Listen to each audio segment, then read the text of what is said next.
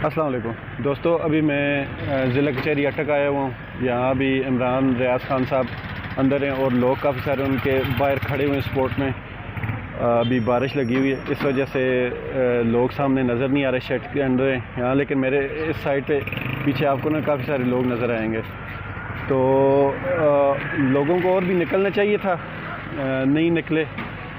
Support करनी चाहिए थी पाकिस्तान में। अब तो गिने चुने साफ़ी रह गए हैं जो हक़ की और पाकिस्तान की बात करते हैं, और पाकिस्तान के इदारों की असल ताकत यही लोग हैं।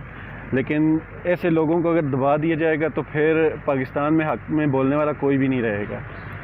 अब भी पाकिस्तान में कोई भी आप अच्छा काम करें तो आपको डर लगा रहता है कि कहीं ना कहीं कोई ऐसा बंदा आपको धमकियाँ देना ना शुरू हो जाए या बत्ता लेना ना शुरू कर दे कि आप पाकिस्तान के हक़ में क्यों बात कर रहे हैं या पाकिस्तान के अंदर आप कामयाब क्यों हैं। तो ऐसे लोगों से बचने के लिए हमें अपने हक़ के लिए निकलना होगा।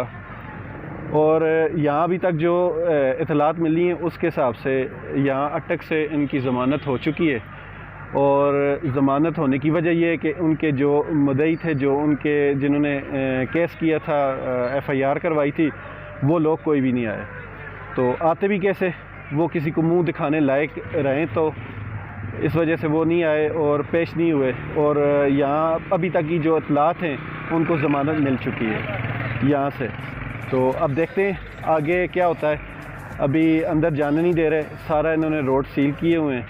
तो थोड़ी देर के बाद देखते हैं, जो भी खबर हुई मैं आपको इंशाल्लाह ज़रूर अपडेट करूँगा। किस वजह से जो है इतनी हाई सिक्योरिटी अलर्ट है, वेदर इमरान खान जो है वो पब्लिक थ्रेट है या पब्लिक के लिए थ्रेट है, ये नहीं बता रहे हैं। क्योंकि ज़ाहिर है दो रीज़न से आप इतनी सिक्योरिटी हाई अलर्ट करते हो, जवाब नहीं है इनके पास।